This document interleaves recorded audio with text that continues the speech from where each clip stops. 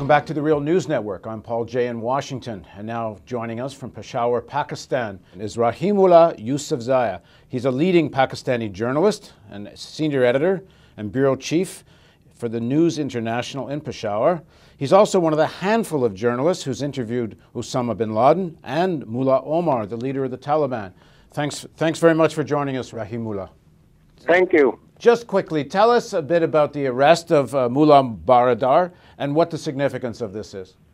This man, Mullah Abdul Ghani Baradar, was a military commander when Taliban were in power, and he is from the same area, Uruzgan province, as the Taliban leader Mullah Omar.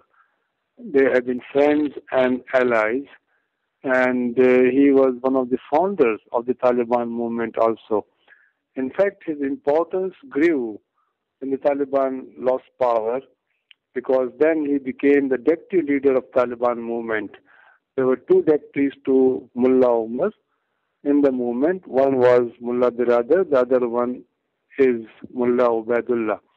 So I think he's fairly important, not only as a link between Mullah Omar and the Shura or Leadership Council, and also a link between the Shura and the field commanders who are doing the fighting. So this man was really a very crucial link between all these different segments of Taliban movement.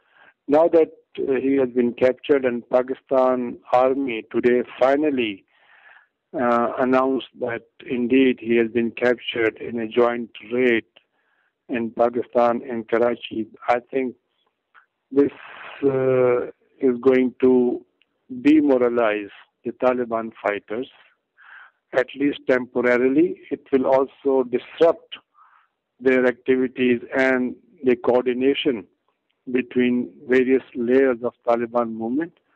But this would be temporary, I believe, that they will already have a replacement for Mullah Baradar, and I don't think it will in the long run impact on the ability of Taliban to continue fighting the U.S. forces in Afghanistan. Many observers believe that the Pakistani army, the I.S.I, they could make these arrests in the past. So if you agree with that, why now? Why would Pakistan I.S.I move now?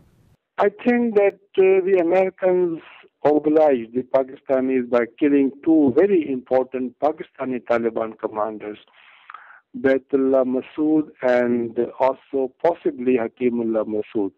And the Americans used their drones to fire missiles in Pakistani tribal areas and killed those two people who were the enemies of Pakistan. In the past, Pakistanis used to complain that the Americans were only targeting Al-Qaeda people and Afghan Taliban commanders, not the Pakistani Taliban, who were actually exploding bombs in Pakistani cities and attacking the Pakistani security forces. So I think that could be one reason why now the Pakistanis are more inclined to cooperate with the U.S. Secondly, it is possible that the Americans provided the intelligence, as they do in all such cases, and the Pakistanis had no choice but to go along and capture this man. So I think it may not be a real change in policy, because Pakistan still has links with some Afghan Taliban, and a number of these Afghan Taliban are hiding in Pakistan. But I think it could be a slight shift in policy, not a real change. Thanks very much for joining us. Thank you. And thank you for joining us on the Real News Network.